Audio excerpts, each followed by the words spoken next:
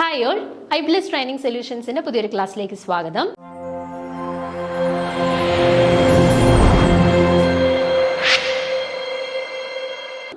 ഇന്ന് നമ്മൾ സ്റ്റാർട്ട് ചെയ്യാനായിട്ട് പോകുന്ന ചാപ്റ്റർ സർഫസ് കെമിസ്ട്രി ആണ്, അല്ലെന്നുണ്ടെങ്കിൽ ഉപരിതല രസതന്ത്രം. ഓക്കെ, അപ്പോൾ സർഫസ് കെമിസ്ട്രിക്കകത്ത് നമുക്ക് സർഫസ് കെമിസ്ട്രി ഉണ്ട്, അതുപോലെ തന്നെ ഈ ചാപ്റ്ററുമായിട്ട് അസോസിയേറ്റ് ചെയ്തിട്ട് തന്നെയാണ് നമ്മുടെ കൊളോയിഡ്സിന്റെ പോർഷൻസ് നമ്മുടെ സിലബസിൽ കൊടുത്തിട്ടുള്ളത്. അപ്പോൾ സർഫസ് കെമിസ്ട്രി കൊളോയിഡ്സ് നമ്മൾ രണ്ടും കൂടെ കമ്പൈൻ ചെയ്തിട്ട് ഒറ്റ സെക്ഷനായിട്ടാണ് എടുക്കുന്നത് കേട്ടോ. ഇപ്പോൾ സർഫസ് ടെൻഷനകത്ത് പ്രധാനമായിട്ട് നമുക്ക് അഡ്സോപ്ഷൻ, അതുപോലെ തന്നെ അഡ്സോപ്ഷൻ്റെ different categories, physisorption, chemisorption, then adsorption isotherms ഉണ്ട്, Freundlich adsorption isotherm and Langmuir adsorption isotherm.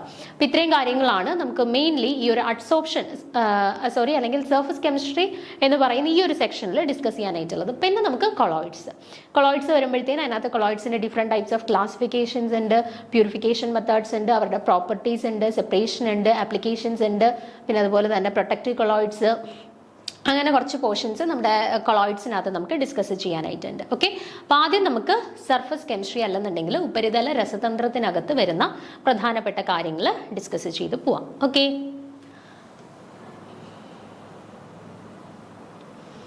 അപ്പോൾ എന്താണ് ഉപരിതല രസതന്ത്രം അല്ലെന്നുണ്ടെങ്കിൽ സർഫസ് കെമിസ്ട്രി എന്ന് പറഞ്ഞാൽ പേരിനകത്ത് തന്നെ ഉണ്ട് അല്ലെ, ഉപരിതല രസതന്ത്രം അല്ലെ. അപ്പോൾ ഉപരിതലവുമായിട്ട് ബന്ധപ്പെട്ട് നടക്കുന്ന പ്രവർത്തനങ്ങളാണ് ഈ സർഫസ് കെമിസ്ട്രി അല്ലെങ്കിൽ ഉപരിതല രസതന്ത്രത്തിനകത്ത് മെയിൻലി ഡിസ്കസ് ചെയ്യുന്നത്. ഓക്കെ, അപ്പോൾ നോക്കിക്കേ, പദാർത്ഥങ്ങളുടെ ഉപരിതലത്തിൽ സംഭവിക്കുന്ന പ്രതിഭാസത്തെക്കുറിച്ചുള്ള പഠനമാണ് ഉപരിതല രസതന്ത്രം. അപ്പൊ എന്താണ് ഉപരിതല രസതന്ത്രം? പദാർത്ഥങ്ങളുടെ ഉപരിതലത്തിൽ സംഭവിക്കുന്ന പ്രതിഭാസത്തെക്കുറിച്ചുള്ള പഠനത്തിനെയാണ് നമ്മൾ ഉപരിതല രസതന്ത്രം എന്ന് പറയുന്നത്. ഓക്കെ, അപ്പം ഉള്ളിലേക്ക് ഇപ്പം ഒരു പദാർത്ഥം നമ്മൾ എടുക്കുകയാണെന്നുണ്ടെങ്കിൽ ഈ ഒരു പ്രവർത്തനം നടക്കുന്നത് ആ പദാർത്ഥത്തിന്റെ സർഫസിലായിട്ടായിരിക്കും അല്ലെങ്കിൽ ഉപരിതലത്തിലായിട്ടായിരിക്കും, അല്ലാണ്ട് ആ ഒരു അല്ലെങ്കിൽ ആ ഒരു പദാർത്ഥം മുഴുവനായിട്ട് ആ ഒരു പ്രവർത്തനം നടക്കത്തില്ല. ഇപ്പൊ എക്സാമ്പിൾ ഞാൻ പറഞ്ഞാൽ, ഇപ്പൊ ഞാനൊരു സ്പോഞ്ച് എടുത്ത് വെള്ളത്തിലോട്ട് മുക്കുന്നു, ആ വെള്ളം സ്പോഞ്ചിന്റെ സർഫസിലോട്ട് മാത്രമാണോ പ്രവേശിക്കുന്നത്? അല്ല, ആ സ്പോഞ്ച് മൊത്തത്തിൽ പ്രവേശിക്കുന്നുണ്ട് അല്ലെ. അപ്പൊ അതൊരു ഉപരിതല പ്രവർത്തനമാണോ? അല്ല, അതൊരു ബൾക്ക് പ്രോസസ്സാണ്. അതായത് ആ പദാർത്ഥത്തിന്റെ മുഴുവനായിട്ടും ആ ഒരു പ്രവർത്തനം നടന്നിട്ടുണ്ട്. എന്നാൽ നമ്മൾ ഒരു സിലിക്ക ജെല്ല് നമ്മളിപ്പം പാത്രങ്ങൾ, കുക്കർ, സാധനങ്ങളൊക്കെ മേടിക്കുന്ന സമയത്തൊക്കെ അതിനകത്ത് സിലിക്ക ജെല്ലിന്റെ ഒരു പാക്കറ്റ് ഇട്ടേക്കുന്നതാണ് അല്ലെ. എന്തിനു വേണ്ടിയിട്ടാണ്? മോയ്സ്ചർ കണ്ടന്റ് ഒക്കെ ഉണ്ടെന്നുണ്ടെങ്കിൽ അതിനെ വലിച്ചെടുക്കുന്നതിന് വേണ്ടിയിട്ടാണ് സിലിക്ക ജെൽ ഇട്ടേക്കുന്നത്.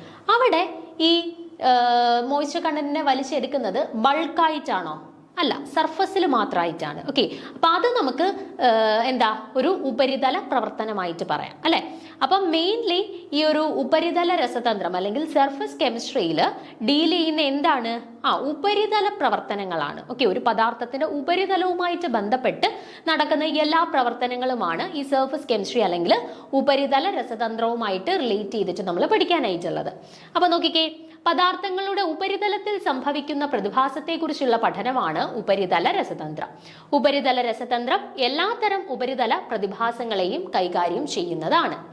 ഉപരിതല രസതന്ത്രം ഒരു സിസ്റ്റത്തിന്റെ ഉപരിതലവും മറ്റൊരു സിസ്റ്റവുമായുള്ള പ്രവർത്തനവും കൈകാര്യം ചെയ്യുന്നു. അതുപോലെ തന്നെ ഇപ്പോൾ ഒരു സിസ്റ്റത്തിന്റെ സർഫസും മറ്റൊരു സിസ്റ്റവുമായിട്ടുള്ള പ്രവർത്തനങ്ങളും ഈ ഒരു സർഫസ് കെമിസ്ട്രി അല്ലെങ്കിൽ ഉപരിതല രസതന്ത്രവുമായിട്ട് റിലേറ്റ് ചെയ്തിട്ടാണ്. ഒരു പദാർത്ഥത്തിന്റെ ഉപരിതലത്തിൽ നടക്കുന്ന പ്രവർത്തനങ്ങളും അതുപോലെ ഒരു പദാർത്ഥത്തിന്റെ ഉപരിതലവും മറ്റൊരു പദാർത്ഥവും തമ്മിൽ നടക്കുന്ന പ്രവർത്തനങ്ങളും എല്ലാം ഈ ഒരു സർഫസ് കെമിസ്ട്രിയുടെ കാറ്റഗറിയുടെ ഉള്ളിൽ വരുന്ന പ്രവർത്തനങ്ങളാണ്. ഓക്കെ, അപ്പൊ എന്താണ് സർഫസ് കെമിസ്ട്രി അല്ലെങ്കിൽ എന്താണ് ഉപരിതല രസതന്ത്രം എന്നതിനെ കുറിച്ചിട്ട് ഒരു ഓവറോൾ ഐഡിയ കിട്ടിയല്ലോ. ഇനി നമുക്ക് ഇതിനകത്ത് വരുന്ന പല ടേംസ് ഈ ഒരു സർഫസ് കെമിസ്ട്രിയുമായിട്ട് റിലേറ്റ് ചെയ്ത് നമ്മൾ ഇനി അങ്ങോട്ട് പരിചയപ്പെടാൻ പോകുന്ന കുറച്ച് ടേംസ് ഉണ്ട്. ആദ്യം നമുക്ക് ആ ടേംസ് എന്തൊക്കെയാണ് എന്നുള്ളതൊന്ന് മനസ്സിലാക്കിയ ശേഷം നമുക്ക് ഇതിന്റെ മെയിൻ കാര്യങ്ങളിലോട്ട് പോവാം. ഫസ്റ്റ് നമ്മൾ മനസ്സിലാക്കേണ്ട 2 ടേംസ് ആണ്. ഓക്കെ, ഒന്ന് അബ്സോർപ്ഷൻ, 2 അഡ്സോർപ്ഷൻ. ഒന്ന് അബ്സോർപ്ഷൻ, 2 അഡ്സോർപ്ഷൻ. ഓക്കെ, അപ്പൊ ആ 2 വ്യത്യാസമേ ഉള്ളൂ കേട്ടോ. ഒന്ന് അബ്സോർപ്ഷൻ, ഒന്ന് അഡ്സോർപ്ഷൻ. നമ്മളിപ്പോൾ നോർമലി നമ്മൾ ഒരു സാധനം മറ്റൊന്നിനെ വലിച്ചെടുക്കുന്നു, അത് അബ്സോർബ് ചെയ്തു എന്നാണ് നമ്മൾ പറയുന്നത് അല്ലേ. അപ്പൊ അബ്സോർബ് ചെയ്തു എന്ന് നമ്മൾ അങ്ങനെ യൂഷ്വലി പറയുന്ന ഒരു ടേം അല്ല. അപ്പൊ എന്താണ് ഈ അബ്സോർബ് ചെയ്യുക, അഡ്സോർബ് ചെയ്യുക, ഇത് തമ്മിലുള്ള വ്യത്യാസം? അബ്സോർപ്ഷൻ എന്ന് പറഞ്ഞാൽ ഒരു ബൾക്ക് പ്രോസസ്സാണ്. അതായത് ഒരു പ്രതലത്തിൽ മാത്രം നടക്കുന്ന ഒരു പ്രവർത്തനമല്ല, മൊത്തത്തിൽ ആ പദാർത്ഥത്തിൽ ആകമാനം നടക്കുന്ന ഒരു പ്രവർത്തനമാണ് എന്ത്, ഈ പറയുന്ന അബ്സോർപ്ഷൻ എന്ന് പറഞ്ഞാൽ. ഞാൻ നേരത്തെ പറഞ്ഞതുപോലെ ഒരു സ്പോഞ്ചിനെ എടുത്ത് ഞാൻ വെള്ളത്തിലോട്ട് ഇട്ടു. ആ വെള്ളത്തിന്റെ പ്രതലത്തിൽ മാത്രം, സർഫസിൽ മാത്രമാണോ വെള്ളത്തിനെ അത് വലിച്ചെടുക്കുക? അല്ല, അത് മുഴുവനായിട്ട് ആ വെള്ളത്തിനെ വലിച്ചെടുക്കുന്നുണ്ട് അല്ലെ. അതൊരു ബൾക്ക് പ്രോസസ്സാണ് അല്ലെ. അപ്പൊ അങ്ങനെയുള്ള ബൾക്ക് പ്രോസസ്സ് അല്ലെങ്കിൽ പ്രതലത്തിൽ മാത്രമല്ല മുഴുവനായിട്ട് നടക്കുന്ന ഒരു പ്രവർത്തനത്തിനെയാണ് നമ്മൾ അബ്സോർപ്ഷൻ എന്ന് പറയുന്നത്. ഓക്കെ. പിന്നെ മറ്റൊരു എക്സാമ്പിൾ, നമ്മൾ ഒരു ചോക്ക് പീസ് എടുത്ത് ഒരു മഷിയിലോട്ട് മുക്കുന്നു. ഓക്കെ. ആ മഷി ചോക്കിന്റെ വെളിയിൽ പ്രതലത്തിൽ മാത്രമേ പറ്റി പിടിക്കുന്നുള്ളൂ ആ നിറം? ഇല്ല, ആ ചോക്കിൽ മൊത്തത്തിൽ ആ ഒരു മഷിയുടെ നിറം പടരുന്നുണ്ട് അല്ലെ. അപ്പൊ അതും എന്താണ്, ബൾക്ക് പ്രോസസ് ആണ്. ഓക്കെ. അപ്പൊ അതും അബ്സോർപ്ഷന്റെ എക്സാമ്പിൾ ആയിട്ട് നമുക്ക് പറയാം. എന്നാൽ എന്താണ് അഡ്സോർപ്ഷൻ? ഞാൻ നേരത്തെ പറഞ്ഞു സിലിക്ക ജെല്ല് നമ്മൾ ഉപകരണങ്ങളൊക്കെ മേടിക്കുമ്പോൾ അതിനകത്ത് ചെറിയൊരു പാക്കറ്റിൽ ഇട്ടേക്കും അല്ലെ. അപ്പൊ അതെന്താണ് അവരുടെ ജോലി? അതിനകത്ത് മോയ്സ്ചർ കണ്ടന്റ് വല്ലതും ഉണ്ടെങ്കിൽ അതിനെ അഡ്സോർബ് ചെയ്യുക. അതായത് മോയ്സ്ചർ കണ്ടന്റിനെ അതിന്റെ പ്രതലത്തിലേക്ക് വലിച്ചെടുക്കുന്നു, ബൾക്കായിട്ടല്ല സർഫസിലായിട്ട് വലിച്ചെടുക്കുന്നു. ഓക്കെ. അത്തരത്തിലുള്ള പ്രോസസ്സിനെയാണ് അഡ്സോർപ്ഷൻ എന്ന് പറയുന്നത്. അപ്പൊ നോക്കിക്കേ, എന്താണ് അഡ്സോർപ്ഷൻ? ആദ്യം അബ്സോർപ്ഷൻ നോക്കിക്കേ. ആറ്റങ്ങൾ, തന്മാത്രകൾ അല്ലെങ്കിൽ അയോണുകൾ ഒരു ബൾക്ക് ഘട്ടത്തിൽ പ്രവേശിക്കുന്ന ഒരു പ്രക്രിയ. അതായത് ഒരു ബൾക്ക് പ്രോസസ് ആണ്. ആറ്റംസ് ആയാലും മോളിക്യൂൾസ് ആയാലും അയോൺസ് ആയാലും ഇതെല്ലാം ബൾക്കായിട്ട് മറ്റൊരു സർഫസിലോട്ട് അബ്സോർബ് ചെയ്തെടുക്കുന്ന പ്രവർത്തനമാണ് അബ്സോർപ്ഷൻ എന്ന് പറയുന്നത്. ഓക്കെ. എന്നാൽ അഡ്സോർപ്ഷൻ എന്താണെന്ന് നോക്കിക്കേ. അഡ്സോർപ്ഷന്റെ മലയാളമാണ് അധിശോഷണം കേട്ടോ. അഡ്സോർപ്ഷൻ അല്ലെന്നുണ്ടെങ്കിൽ അധിശോഷണം. കൂടുതലും നമ്മുടെ ക്വസ്റ്റ്യൻ പേപ്പേഴ്സ് നിങ്ങൾക്ക് കഴിഞ്ഞ പ്രാവശ്യത്തേക്ക് നോക്കിക്കഴിഞ്ഞാൽ ഈ അധിശോഷണം എന്നായിരിക്കത്തില്ല, അഡ്സോർപ്ഷൻ എന്ന് തന്നെയായിരിക്കും മലയാളത്തിൽ കൊടുത്തിട്ടുള്ളത്. അതുകൊണ്ട് തന്നെ നമ്മളിപ്പം മലയാളം ടേംസ് നിങ്ങൾ പഠിച്ചു പോകുന്ന സമയത്ത് ആ മലയാളം ടേമും അതിന്റെ പ്രോപ്പർ ആയിട്ടുള്ള ഇംഗ്ലീഷും കൃത്യമായിട്ട് മനസ്സിലാക്കി തന്നെ പോകാനായിട്ട് ശ്രമിക്കുക കേട്ടോ. കൂടുതൽ ക്വസ്റ്റ്യൻ പേപ്പേഴ്സ് കഴിഞ്ഞ പ്രാവശ്യത്തെ നോക്കിക്കഴിഞ്ഞാൽ നമ്മളിപ്പം മലയാളം പറയുന്ന പല ടേമുകളും അത് ഇംഗ്ലീഷിൽ തന്നെയാണ് മലയാളത്തിൽ എഴുതി വെച്ചിട്ടുള്ളത്. ഓക്കെ. ഇംഗ്ലീഷ് ടേം തന്നെയാണ് മലയാളത്തിൽ ക്വസ്റ്റ്യൻ പേപ്പേഴ്സിൽ എഴുതി വരുന്നത്. അതുകൊണ്ട് തന്നെ ഇംഗ്ലീഷ് ടേംസും അതിന്റെ തന്നെ മലയാളം ടേംസും കൃത്യമായിട്ട് മനസ്സിലാക്കി പോവുക. അഡ്സോർപ്ഷൻ എന്ന് തന്നെയാണ് ഈ അധിശോഷണത്തിന് പകരം അഡ്സോർപ്ഷൻ എന്ന് തന്നെയാണ് കൂടുതലും നമ്മുടെ ചോദ്യ പേപ്പറുകളിൽ കണ്ടുവരുന്നത് കേട്ടോ. അപ്പൊ എന്നാലും നിങ്ങളൊന്ന് അറിഞ്ഞു വെച്ചേക്കുക. ഇനിയുള്ള ക്വസ്റ്റ്യൻ പേപ്പറിൽ ചിലപ്പോൾ മാറി വന്നാലോ, അതുകൊണ്ട് നമ്മൾ ജസ്റ്റ് ഒന്ന് അറിഞ്ഞിരിക്കുക. അഡ്സോർപ്ഷൻ എന്ന് പറയുന്നത് അധിശോഷണം എന്നാണ് മലയാളത്തിൽ പറയുന്നത്. ഓക്കെ.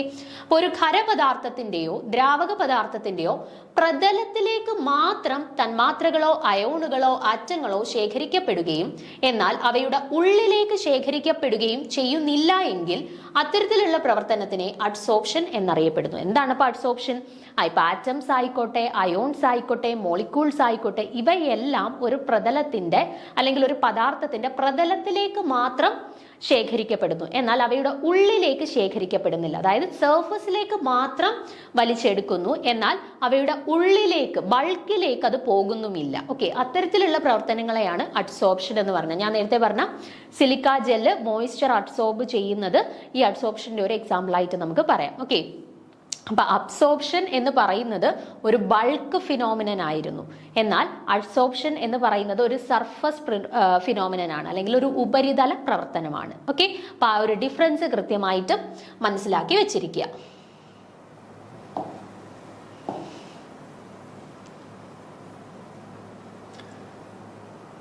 ഇനി നോക്കിക്കേ, അധിശോഷണം അടിസ്ഥാനപരമായി ഒരു പ്രതല പ്രതിഭാസമാണ്. ഉദാഹരണം, ജലബാഷ്പത്തെ സിലിക്ക ജെൽ ആഗിരണം ചെയ്യുന്നത്. നമ്മൾ പറഞ്ഞു പൊതുവെ അഡ്സോർപ്ഷൻ പ്രക്രിയകളെല്ലാം തന്നെ എന്താണ്, ഒരു പ്രതല പ്രവർത്തനമാണ് അല്ലെങ്കിൽ ഒരു പ്രതല പ്രതിഭാസമാണ്. പ്രതലത്തിൽ മാത്രം, ഒരു പദാർത്ഥത്തിന്റെ പ്രതലത്തിൽ മാത്രം കോൺസെൻട്രേറ്റ് ചെയ്തിരിക്കുന്ന ഒരു പ്രവർത്തനമാണ് അഡ്സോർപ്ഷൻ എന്ന് പറയുന്നത്. അപ്പൊ അതിന്റെ ഉദാഹരണമായിട്ട് നമുക്ക് പറയാം, ഈ ജലബാഷ്പത്തെ അല്ലെങ്കിൽ മോയ്സ്ചറിനെ സിലിക്ക ജെല്ല് വലിച്ചെടുക്കുന്നത് അത് അവരുടെ പ്രതലത്തിലേക്ക് മാത്രമേ വലിച്ചെടുക്കുന്നുള്ളൂ, അല്ലാണ്ട് അതിന്റെ സർഫസും അതിന്റെ ബൾക്ക് മൊത്തത്തിൽ അല്ലെങ്കിൽ അത് മുഴുവനായിട്ടും വലിച്ചെടുക്കുന്നില്ല. ഓക്കെ. അപ്പൊ അതുകൊണ്ട് അതൊരു സർഫസ് ഫിനോമിനൻ ആയിട്ട് നമുക്ക് പറയാം. ഓക്കെ.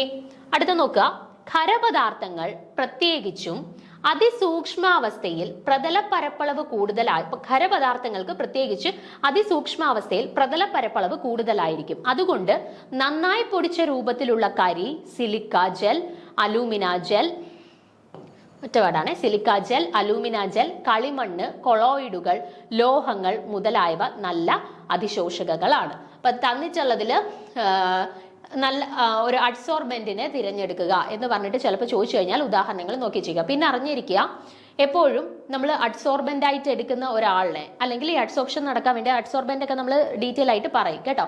അപ്പോൾ ഈ അഡ്സോർപ്ഷൻ നടക്കുന്നതിന് വേണ്ടിയിട്ട് നമ്മൾ തിരഞ്ഞെടുക്കുന്ന വസ്തുക്കൾ അവരുടെ പരപ്പളവ് കൂടുതലാവുന്നത് എപ്പോഴാണ് നമ്മൾ അതിനെ പൊടിച്ച് നല്ല മൈന്യൂട്ട് ആയിട്ടുള്ള പാർട്ടിക്കിൾസ് ആക്കി മാറ്റുമ്പോഴത്തേന് അവരുടെ സർഫസ് ഏരിയ കൂടുമെന്ന് നമുക്കറിയാം അല്ലെ. അവരുടെ സൈസ് കുറഞ്ഞ് പാർട്ടിക്കിൾ സൈസ് കുറയുന്നതിനനുസരിച്ചിട്ട്, അല്ലെങ്കിൽ അതിനെ ഫൈൻ പൗഡേഴ്സ് ആക്കി മാറ്റുന്നതിനനുസരിച്ചിട്ട് അവരുടെ സർഫസ് ഏരിയ അല്ലെങ്കിൽ പരപ്പളവ് കൂടും എന്നുള്ളത് നമുക്കറിയാം. ഓക്കെ, അല്ലെങ്കിൽ വിസ്തീർണം, അല്ലെങ്കിൽ അതിന്റെ ഒരു സർഫസ് ഏരിയ കൂടും എന്നുള്ളത് നമുക്കറിയാം. ഓക്കെ, അപ്പൊ അങ്ങനെ വരുമ്പോഴത്തേന് ഇപ്പം പല വസ്തുക്കളെയും നമ്മൾ അഡ്സോർപ്ഷന് വേണ്ടിയിട്ട് തിരഞ്ഞെടുക്കുന്നു എങ്കിലും അവരുടെ ഇപ്പം വലിയ സൈസിലുള്ള പാർട്ടിക്കിൾസ് എടുത്താലും ചെറിയ സൈസിലുള്ള പാർട്ടിക്കിൾസ് എടുത്തു കഴിഞ്ഞാലും അതിൽ ആർക്കായിരിക്കും അഡ്സോർപ്ഷൻ കൂടുതലായിട്ട് നടക്കുക? ചെറിയ സൈസ് ഉള്ളവർക്കായിരിക്കും. കാരണം ചെറിയ സൈസ് ഉള്ളവരുടെ കേസിൽ അവരുടെ സർഫസ് ഏരിയ കൂടുതലായിരിക്കും. സോ അവരായിരിക്കും നല്ല രീതിയിൽ അഡ്സോർബ് ചെയ്യുന്നത്. അപ്പം നമ്മൾ സാധാരണയായിട്ട് അഡ്സോർപ്ഷന് വേണ്ടിയിട്ട് ഉപയോഗിക്കുന്ന കുറച്ച് അതിശോഷകങ്ങളുടെ ഉദാഹരണങ്ങളാണ് കൊടുത്തിട്ടുള്ളത്. ഒന്ന്, പൊടിച്ച രൂപത്തിലുള്ള കരി നല്ലൊരു അതിശോഷകമാണ്. അതുപോലെ തന്നെ സിലിക്ക ജെല്ല് നമ്മൾ കുറച്ച് മുന്നേ ഉദാഹരണം പറഞ്ഞു. സിലിക്ക ജെൽ എന്തിനു വേണ്ടിയിട്ടാണ്? ജലബാഷ്പത്തെ ആഗിരണം ചെയ്യുന്നതിന് വേണ്ടിയിട്ട് സർഫസിലേക്ക് കേട്ടോ. അപ്പൊ സിലിക്ക ജെല്ല് നല്ലൊരു അതിശോഷകമാണ്. അതുപോലെ തന്നെ അലൂമിന ജെല്ല്, പിന്നെ കളിമണ്ണ്, അതുപോലെ തന്നെ പല കൊളോയിഡുകൾ, ലോഹങ്ങൾ, ഇവയെല്ലാം പൊടിച്ച് നല്ല പൊടി രൂപത്തിലാക്കി എടുക്കുകയാണെന്നുണ്ടെങ്കിൽ അവർ നല്ല രീതിയിൽ സർഫസിലേക്ക് മറ്റു പദാർത്ഥങ്ങളെ അഡ്സോർബ് ചെയ്തെടുക്കും. ഓക്കെ, അപ്പം ഈ കൊടുത്തിട്ടുള്ള ആളുകളെല്ലാം നല്ല അതിശോഷകങ്ങൾക്ക് ഉദാഹരണങ്ങളാണ് കേട്ടോ. ഏതൊക്കെ എക്സാമ്പിൾസ് ഒന്ന് നോക്കിച്ചേരെ. കരി, സിലിക്ക ജെൽ, അലൂമിന ജെൽ, കളിമണ്ണ്, കൊളോയിഡുകൾ, ലോഹങ്ങൾ, ഇവയെല്ലാം എന്താണ്? നല്ല അതിശോഷകങ്ങളാണ്. അടുത്ത് നോക്കാം. അതിശോഷകങ്ങളുടെ സവിശേഷത കാരണം പദാർത്ഥങ്ങളുടെ പ്രതലത്തിന് വാതക ദ്രാവക പദാർത്ഥങ്ങളെ ചേർത്തു നിർത്താനായിട്ട് സാധിക്കും അല്ലെ. ഈ അതിശോഷക അവരുടെ ഈ അഡ്സോർബിങ് പാർട്ടിക്കിൾസിന്റെ സവിശേഷത കൊണ്ടിട്ട്, അതിശോഷകങ്ങളുടെ സവിശേഷത കൊണ്ടിട്ട് ഇപ്പൊ അവരുടെ സർഫസിലേക്ക് ഒരു വാതകം അല്ലെങ്കിൽ ഒരു ദ്രാവക അവസ്ഥയിലുള്ള മറ്റൊരു പദാർത്ഥം വന്നു കഴിഞ്ഞാൽ അവർക്ക് എന്ത് ചെയ്യാൻ പറ്റും? ആ പ്രതലത്തിലേക്ക് അവരെ ചേർത്ത് നിർത്താനായിട്ടുള്ള കഴിവുണ്ട്. ഇപ്പൊ സിലിക്ക ജെല്ലിന്റെ കേസ് തന്നെ പറഞ്ഞു. സിലിക്ക ജെല്ലിന് എന്തിനുള്ള കഴിവുണ്ട്? അവരുടെ സർഫസിലേക്ക് അല്ലെങ്കിൽ അവരുടെ പ്രതലത്തിലേക്ക് ജലബാഷ്പത്തെ ആഗിരണം ചെയ്യാൻ, അഡ്സോർബ് ചെയ്യാനായിട്ടുള്ള കഴിവുണ്ട് അല്ലെ. അപ്പൊ പൊതുവെ പറയുവാണെങ്കിൽ അതിശോഷകങ്ങൾക്കെല്ലാം അവരുടെ ആ ഒരു സർഫസിലേക്ക് അല്ലെങ്കിൽ പ്രതലത്തിലേക്ക് വരുന്ന വാതകങ്ങളെ അല്ലെന്നുണ്ടെങ്കിൽ ദ്രാവകങ്ങളെ അവരിലേക്ക് ചേർത്ത് നിർത്താനായിട്ടുള്ള കഴിവ് പൊതുവെ ഇവർക്കെല്ലാവർക്കും ഉണ്ട്. അപ്പൊ അതാണ് പറഞ്ഞേക്കുന്നത്. അതിശോഷക സവിശേഷത കാരണം പദാർത്ഥങ്ങളുടെ പ്രതലത്തിന് വാതക ദ്രാവക പദാർത്ഥങ്ങളെ അതിനോട് ചേർത്ത് നിർത്താൻ. എവിടേക്ക്? ബൾക്കിലേക്കാണോ? അല്ല, സർഫസിലേക്ക്, അവരുടെ പ്രതലത്തിൽ അവരെ ചേർത്ത് നിർത്താനായിട്ടുള്ള കഴിവ് ഇവർക്കുണ്ട്. ഓക്കെ, ഇനി നമ്മുടെ അഡ്സോർപ്ഷനുമായിട്ട് റിലേറ്റ് ചെയ്തിട്ട് നമ്മൾ പറയുന്ന 4 ടേംസ് ആണ്. 1 അഡ്സോർബെന്റ്, 2 അഡ്സോർബേറ്റ്, 3 സോർപ്ഷൻ, 4 ഡിസോർപ്ഷൻ. ഈ 4 വേർഡ്സ് നമ്മൾ അഡ്സോർപ്ഷനുമായിട്ട് റിലേറ്റ് ചെയ്ത് സാധാരണ സ്ഥിരം ഉപയോഗിക്കുന്ന 4 ടേംസ് ആണ്. ഈ ടേംസ് എന്തൊക്കെയാണ് എന്നുള്ളത് കൃത്യമായിട്ട് മനസ്സിലാക്കിയിരിക്കണം. കാരണം നമ്മൾ ഇത് പലയിടത്തും ഈ വേർഡുകളായിരിക്കും ഇനി അങ്ങോട്ട് യൂസ് ചെയ്യുന്നത്. അപ്പൊ ഇതെന്താണ് എന്നുള്ളത് കൃത്യമായിട്ട് മനസ്സിലാക്കിയിരിക്കണം. ഒന്നാമത്തെ വേർഡ് നോക്കിക്കേ, എന്താ കൊടുത്തിട്ടുള്ളത്? അഡ്സോർബെന്റ് അല്ലെങ്കിൽ അതിശോഷകം.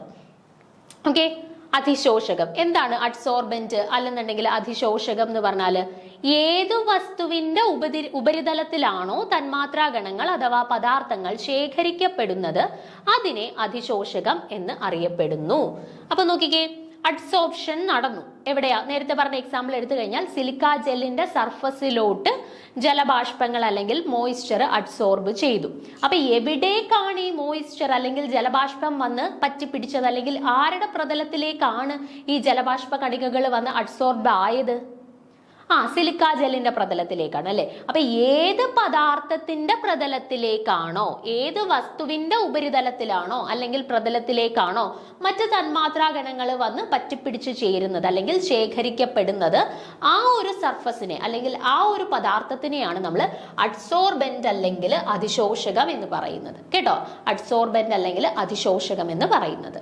ഓക്കെ, ക്ലിയർ ആണല്ലോ. അപ്പം silica gel and water, silica ജെല്ലിനെ യൂസ് ചെയ്ത് നമ്മൾ മോയ്സ്ചറിനെ അബ്സോർബ് ചെയ്യുന്ന കണ്ടീഷൻ ഓർത്ത് വെച്ചിരുന്നാൽ മതി. അപ്പം അവിടെ സിലിക്ക ജെല്ലിന്റെ സർഫസിലേക്കാണ് ജലബാഷ്പങ്ങൾ വന്ന് ശേഖരിക്കപ്പെടുന്നത്. അപ്പൊ ഏതിന്റെ സർഫസിലേക്കാണോ, ഏതിന്റെ പ്രതലത്തിലേക്കാണോ മറ്റ് തന്മാത്രാ കണങ്ങൾ വന്ന് ശേഖരിക്കപ്പെടുന്നത്, ആ വസ്തുവിനെയാണ് നമ്മൾ അഡ്സോർബന്റ് അല്ലെങ്കിൽ അതിശോഷകം എന്ന് പറയുന്നത്. അപ്പൊ എന്താണ് അഡ്സോർബേറ്റ്? അഡ്സോർബേറ്റ് അല്ലെങ്കിൽ അതിശോഷ്യം എന്ന് പറഞ്ഞാല്, അഡ്സോർബേറ്റ് അല്ലെങ്കിൽ അതിശോഷ്യം എന്ന് പറഞ്ഞാല് ഈ വസ്തുവിലേക്ക്, ഈ അഡ്സോർബെന്റിലേക്ക് ഏത് പദാർത്ഥമാണോ വന്ന് ശേഖരിക്കപ്പെടുന്നത്. ഇപ്പൊ സിലിക്ക ജെല്ലിന്റെ കേസ് എടുത്താൽ സിലിക്ക ജെല്ലിലേക്ക് ആരാണ് വന്ന്, സിലിക്ക ജെല്ലിന്റെ പ്രതലത്തിലേക്ക് ആരാണ് വന്ന് ശേഖരിക്കപ്പെടുന്നത്? ജലബാഷ്പമാണ് അല്ലെ. അപ്പൊ ആ ജലബാഷ്പത്തിനെയാണ് അവിടെ അഡ്സോർബേറ്റ് അല്ലെങ്കിൽ അതിശോഷ്യം എന്ന് പറയുന്നത്. ഓക്കെ, അപ്പൊ എന്താണ് അതിശോഷ്യം എന്ന് പറഞ്ഞാല് ശേഖരിക്കപ്പെടുന്ന പദാർത്ഥത്തെയാണ് അതിശോഷ്യം എന്ന് പറയുന്നത്. ഓക്കെ, അപ്പൊ ഏത് പദാർത്ഥത്തിന്റെ പ്രതലത്തിലേക്കാണോ തന്മാത്രാ കണങ്ങൾ വന്ന് ശേഖരിക്കപ്പെടുന്നത്, ആ പ്രതലത്തിനെ അല്ലെങ്കിൽ ആ ഒരു പദാർത്ഥത്തിനെയാണ് അഡ്സോർബന്റ് അല്ലെങ്കിൽ അതിശോഷകം എന്ന് പറയുന്നത്. ഇനി എന്താണ് അഡ്സോർബേറ്റ് അല്ലെങ്കിൽ അതിശോഷ്യം എന്ന് പറഞ്ഞാല് ഈ ഒരു പ്രതലത്തിലേക്ക് ഏത് തരം തന്മാത്രകളാണോ വന്ന് ശേഖരിക്കപ്പെടുന്നത്, ആ തന്മാത്രാ കണങ്ങളെ വിളിക്കുന്ന പേരാണ് അതിശോഷ്യം അല്ലെങ്കിൽ അഡ്സോർബേറ്റ് എന്ന് പറയുന്നത്. ഓക്കെ, അപ്പൊ അഡ്സോർബന്റ് എന്താണ്, അഡ്സോർബേറ്റ് എന്താണ് എന്നുള്ളത് കൃത്യമായിട്ട് മനസ്സിലാക്കണം, തിരിഞ്ഞു പോവരുത്. അഡ്സോർബന്റിലേക്കാണ് അഡ്സോർബേറ്റ് വന്ന് ശേഖരിക്കപ്പെടുന്നത്, അല്ലെങ്കിൽ അതിശോഷകത്തിലേക്കാണ് അതിശോഷ്യം വന്ന് ശേഖരിക്കപ്പെടുന്നത് കേട്ടോ. അതിശോഷകത്തിലേക്കാണ് അതിശോഷ്യം വന്ന് ശേഖരിക്കപ്പെടുന്നത്. ഓക്കെ, ക്ലിയർ ആണല്ലോ. അത് കൃത്യമായിട്ട് ഡിഫറൻസ് മനസ്സിലാക്കിയിരിക്കണം. ഇനി അടുത്തൊരു ടേം ആണ് സോർപ്ഷൻ. എന്താണ് സോർപ്ഷൻ? അബ്സോർപ്ഷനും അഡ്സോർപ്ഷനും ഒരേ സമയം നടക്കുന്ന പ്രക്രിയയാണ് സോർപ്ഷൻ എന്ന് പറയുന്നത്. നമ്മൾ പറഞ്ഞു ഇപ്പൊ സ്പോഞ്ച് എടുത്ത് വെള്ളത്തിൽ ഇടുന്നു, അവിടെ നടക്കുന്ന പ്രോസസ് ഏതാ? അബ്സോർപ്ഷൻ ആണോ അഡ്സോർപ്ഷൻ ആണോ? അബ്സോർപ്ഷൻ ആണ് അല്ലെ. എന്നാൽ സിലിക്ക ജെല്ല് മോയ്സ്ചർ കണ്ടന്റിനെ ആഗിരണം ചെയ്യുന്നു, അവിടെ നടക്കുന്നത് എന്താണ്? അഡ്സോർപ്ഷൻ ആണ്.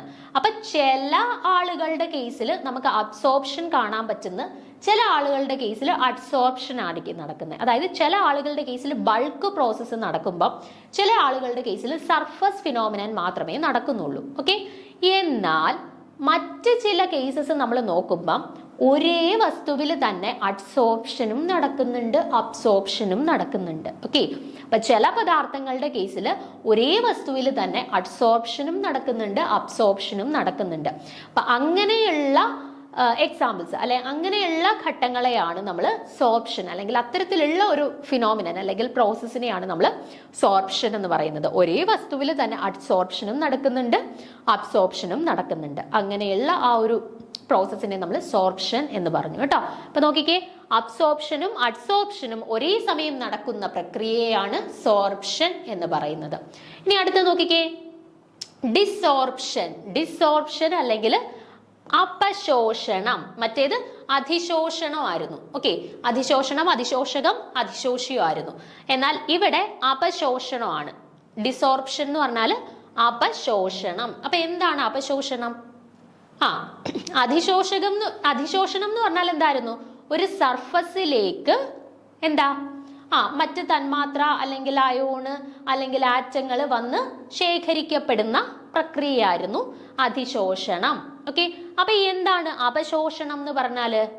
ഈ സർഫസിൽ നിന്നും ഈ തന്മാത്രകൾ അല്ലെങ്കിൽ ഈ അയോണുകൾ അല്ലെങ്കിൽ ഈ ആറ്റങ്ങളെ അവിടുന്ന് വേർതിരിക്കുന്നു, ആ പ്രക്രിയയാണ്. ഓക്കെ, ഈ അഡ്സോർബന്റിൽ വന്ന് അഡ്സോർബ് ആയിട്ടിരിക്കുന്ന അഡ്സോർബേറ്റുകളെ അല്ലെങ്കിൽ ഈ അതിശോഷകത്തില് ശേഖരിക്കപ്പെട്ട അതിശോഷ്യത്തെ ആ ഒരു പ്രതലത്തിൽ നിന്നും നീക്കം ചെയ്യുന്ന പ്രക്രിയയാണ് ഡിസോർപ്ഷൻ എന്ന് പറയുന്നത്. ഇനി ഒന്ന് നോക്കിക്കേ, മുമ്പ് ആഗിരണം ചെയ്യപ്പെട്ട ഒരു പദാർത്ഥം ഉപരിതലത്തിൽ നിന്ന് പുറത്തു വരുന്ന പ്രക്രിയയാണ് ഡിസോർപ്ഷൻ. അപ്പൊ അതിശോഷ്യത്തിന്റെ പ്രതലത്തിൽ നിന്നും അവിടെ ആഗിരണം ചെയ്യപ്പെട്ട അതിശോഷകത്തെ അവിടെ നിന്ന് നീക്കം ചെയ്യുന്ന പ്രക്രിയയാണ് എന്തെന്ന് വിളിക്കുന്നത്? ഡിസോർപ്ഷൻ അല്ലെങ്കിൽ അപശോഷകം എന്ന് അപശോഷണം എന്ന് വിളിക്കുന്നത്. ഓക്കെ ആണേ? ഓക്കെ, അപ്പൊ ഈ പറഞ്ഞ ഇത്രയും ടേംസ് നിങ്ങൾക്ക് കൃത്യമായിട്ടുണ്ടായിരിക്കണം. ഓരോന്നിന്റെ എക്സാമ്പിൾസും കൃത്യമായിട്ട് മനസ്സിലാക്കിയിരിക്കണം. എന്തൊക്കെ നമ്മൾ പറഞ്ഞു? നമ്മൾ സർഫസ് കെമിസ്ട്രി എന്താണെന്ന് പറഞ്ഞു, അതുപോലെ തന്നെ അല്ലെങ്കിൽ ഉപരിതല രസതന്ത്രം എന്താണെന്ന് പറഞ്ഞു, ദെൻ അബ്സോർപ്ഷൻ പറഞ്ഞു, അഡ്സോർപ്ഷൻ പറഞ്ഞു, അതിനുശേഷം അഡ്സോർബന്റ് പറഞ്ഞു, അഡ്സോർബേറ്റ് പറഞ്ഞു, സോർപ്ഷൻ പറഞ്ഞു, ഡിസോർപ്ഷൻ പറഞ്ഞു. ഇത്രയും കാര്യങ്ങൾ കൃത്യമായിട്ട് മനസ്സിലാക്കി വെച്ചിരിക്കുക. ഓരോന്നിന്റെയും എക്സാമ്പിളും കൃത്യമായിട്ട് നോക്കി വെച്ചിരിക്കണം കേട്ടോ. ഇനി നോക്കിക്കേ, ഇനി നമ്മളൊരു ടേബിൾ ആണ് പറയാനായിട്ട് പോകുന്നത്. എന്തൊക്കെ തമ്മിലുള്ള ഡിഫറൻസ് ആണ് ഇവിടെ നമ്മൾ രേഖപ്പെടുത്തിയിട്ടുള്ളത്? അബ്സോർപ്ഷനും അഡ്സോർപ്ഷനും തമ്മിലുള്ള ഡിഫറൻസ് ആണ് അല്ലെ. അപ്പൊ അബ്സോർപ്ഷൻ എന്താണ്, അഡ്സോർപ്ഷൻ എന്താണ് എന്നുള്ളത് ബേസിക് ആയിട്ട് നമ്മൾ പറഞ്ഞു. ഇനി നമുക്ക് പറയാനായിട്ടുള്ളത് ഈ അബ്സോർപ്ഷനും അഡ്സോർപ്ഷനും തമ്മിൽ പ്രധാനപ്പെട്ട ഡിഫറൻസസ് വരുന്ന മേഖലകൾ അല്ലെങ്കിൽ ഏതൊക്കെ കാര്യങ്ങളിലാണ് ഇവർ തമ്മിലുള്ള വ്യത്യാസങ്ങൾ പ്രകടമാവുന്നത് എന്നാണ് ഇനി നോക്കാനായിട്ടുള്ളത്. അപ്പൊ നോക്കിക്കേ, ഒന്നാമത്തെ ഡിഫറൻസ് നോക്കാം. ആറ്റങ്ങളോ തന്മാത്രകളോ അയോണുകളോ ബൾക്കിലേക്ക് പ്രവേശിക്കുന്ന പ്രക്രിയയാണ് എന്ത്? Absorption. That means it is A bulk phenomena അല്ലെങ്കിൽ ഒരു ബൾക്ക് പ്രോസസ്. ഒരു തന്മാത്ര അല്ലെങ്കിൽ ഒരു ആറ്റം അല്ലെങ്കിൽ ഒരു അയോൺ മറ്റൊരു പദാർത്ഥത്തിന്റെ ഉള്ളിലേക്കാണ് ശേഖരിക്കപ്പെടുന്നത് അല്ലെങ്കിൽ അത് മൊത്തമായിട്ടാണ് ശേഖരിക്കപ്പെടുന്നത്. അങ്ങനെയുള്ള പ്രോസസ്സുകളെയാണ് ബൾക്ക് പ്രോസസ് എന്ന് പറയുന്നത്. നമ്മുടെ അബ്സോർപ്ഷൻ എന്ന് പറയുന്നത് എന്താണ്? ഒരു ബൾക്ക് പ്രോസസ് ആണ്. ഇനി രണ്ടാമത്തെ നോക്കിക്കേ, അഡ്സോർപ്ഷൻ. എന്താണ് അഡ്സോർപ്ഷൻ എന്ന് പറയുമ്പം? അഡ്സോർപ്ഷനകത്ത് തന്മാത്രാ സ്പീഷീസുകളുടെ ശേഖരണം എവിടേക്കാണ് നടക്കുന്നത്? ഉപരിതലത്തിലേക്ക് മാത്രമാണ് അല്ലെങ്കിൽ സർഫസിലേക്ക് മാത്രമേ നടക്കുന്നുള്ളൂ. Okay, it is a surface phenomena. അതാണ് പറഞ്ഞിരിക്കുന്നത്. തന്മാത്രാ സ്പീഷീസുകളുടെ ശേഖരണം ഉപരിതലത്തിലാണ്, മറിച്ച് ബൾക്കിലേക്കല്ല അല്ലെങ്കിൽ മൊത്തമായിട്ട് നടക്കുന്നില്ല, മറിച്ച് ആ പ്രതലത്തിലേക്ക് മാത്രമേ മറ്റ് തന്മാത്രാ കണികകൾ അല്ലെങ്കിൽ ആറ്റങ്ങൾ അല്ലെങ്കിൽ അയോണുകളെ ശേഖരിക്കപ്പെടുന്നുള്ളൂ. അപ്പൊ ഒന്നാമത്തെ ഡിഫറൻസ് എന്താണ്? അബ്സോർപ്ഷൻ ഒരു ബൾക്ക് ഫിനോമിനയാണ് എങ്കിൽ അഡ്സോർപ്ഷൻ എന്ന് പറയുന്നത് ഒരു സർഫസ് ഫിനോമിന അല്ലെങ്കിൽ ഒരു പ്രതലത്തിൽ മാത്രം നടക്കുന്ന ഒരു പ്രവർത്തനമാണ്. ഇനി രണ്ടാമത്തെ നോക്കിക്കേ, അത് തന്നെയാണ് നമ്മൾ എടുത്തു പറഞ്ഞിരിക്കുന്നത്. ഇതൊരു ബൾക്ക് പ്രതിഭാസമാണ്. അഡ്സോർപ്ഷൻ എന്ന് പറയുന്ന ഒരു ഉപരിതല പ്രതിഭാസമാണ്. ഇനി അടുത്ത ഡിഫറൻസ് നോക്കിക്കേ. അബ്സോർപ്ഷൻ എന്ന് പറയുന്നത് എൻഡോതെർമിക് പ്രോസസ് ആണ്. എൻഡോതെർമിക് മീൻസ് ഹീറ്റിനെ അല്ലെങ്കിൽ താപത്തിനെ ആഗിരണം ചെയ്യുന്ന പ്രവർത്തനമാണ് അല്ലെ, അല്ലെങ്കിൽ താപശോഷക പ്രവർത്തനമാണ് എന്ത്?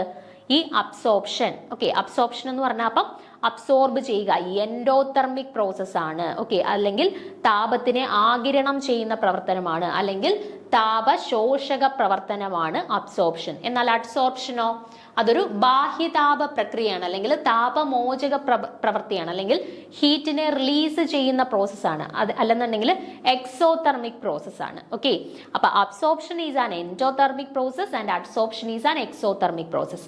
അബ്സോർപ്ഷൻ എന്ന് പറയുന്നത് ഒരു താപ ശോഷക പ്രവർത്തനമാണ് എങ്കിൽ അഡ്സോർപ്ഷൻ എന്ന് പറയുന്നത് ഒരു താപമോചക പ്രവർത്തനമാണ്. ഓക്കെ, ക്ലിയർ ആണല്ലോ. ഇനി അടുത്ത ഡിഫറൻസ് നോക്കുക. മെറ്റീരിയലിലുടനീളം അബ്സോർപ്ഷൻ സമാനമാണ് അല്ലെ. ഞാനിപ്പോ ഒരു സ്പോഞ്ച് എടുത്ത് വെള്ളത്തിലോട്ട് ഇട്ട് കഴിഞ്ഞാൽ സ്പോഞ്ചിന്റെ ഏത് പോയിന്റിൽ നോക്കിയാലും ഒരേപോലെ അല്ലെങ്കിൽ ഒരേ രീതിയിലായിരിക്കും ആ വെള്ളത്തിനെ വലിച്ചെടുത്തിട്ടുള്ളത് അല്ലെ. അപ്പൊ എവിടെ നോക്കിയാലും ഒരേ രീതിയിലാണ് അബ്സോർപ്ഷൻ നടന്നിട്ടുള്ളത്. എന്നാൽ അഡ്സോർപ്ഷനോ, ഞാൻ സിലിക്ക ജെൽ എടുത്തു, കുറച്ചു നേരം വെച്ചു, അത് മോയ്സ്ചർ കണ്ടന്റിനെ എല്ലാം വലിച്ചെടുത്തു. എടുത്തു കഴിഞ്ഞിട്ട് ഞാൻ നോക്കുമ്പോൾ എല്ലായിടത്തും മോയ്സ്ചർ കണ്ടന്റ് ഒരുപോലെ ആയിരിക്കുമോ? അല്ല, സർഫസിൽ മാത്രമേ മോയ്സ്ചർ കണ്ടന്റ് ഉള്ളൂ. ഇത്തിരി അടിയിലോട്ട് നോക്കിക്കഴിഞ്ഞാൽ അവിടെ മോയ്സ്ചർ കണ്ടന്റ് കാണുമോ? ഇല്ല, കാരണം അതൊരു സർഫസ് ഫിനോമിനയാണ്. അതുകൊണ്ട് തന്നെ ഉപരിതലത്തിലെ ഗാഢത ബൾക്കിൽ നിന്നും വ്യത്യസ്തമാണ്. ഉപരിതലത്തിലായിരിക്കും കോൺസെൻട്രേഷൻ കൂടി നിൽക്കുന്നത്, ബൾക്കിലോട്ട് ചെല്ലുന്നതിനനുസരിച്ച് കോൺസെൻട്രേഷൻ വളരെ കുറവായിരിക്കും. പക്ഷെ അബ്സോർപ്ഷൻ നടക്കുന്ന കേസിൽ എല്ലായിടത്തും ഗാഢത ഒരുപോലെയായിരിക്കും അല്ലെങ്കിൽ എല്ലായിടത്തും ഒരേ രീതിയിലാണ് തന്മാത്രകളെ അല്ലെങ്കിൽ അയോണുകളെ അല്ലെങ്കിൽ ആറ്റങ്ങളെ ശേഖരിക്കപ്പെടുന്നത്. ഓക്കെ, അടുത്തത് അബ്സോർപ്ഷൻ എന്ന് പറയുന്നത് പ്രത്യേകിച്ച് താപനിലയെ ആശ്രയിക്കുന്ന ഒരു പ്രോസസ് അല്ല, ടെമ്പറേച്ചർ ഡിപ്പെൻഡന്റ് ആയിട്ടുള്ള ഒരു പ്രോസസ് അല്ല. എന്നാൽ അതേസമയം അഡ്സോർപ്ഷൻ എന്ന് പറയുന്നത് താപനിലയെ ആശ്രയിക്കുന്ന തരത്തിലുള്ള ഒരു പ്രവർത്തനമാണ് കേട്ടോ. താപനിലയെ ആശ്രയിക്കുന്ന ഒരു പ്രവർത്തനമാണ്. അപ്പൊ എന്തൊക്കെയായിരുന്നു പ്രധാനപ്പെട്ട ഡിഫറൻസസ് പറഞ്ഞത്?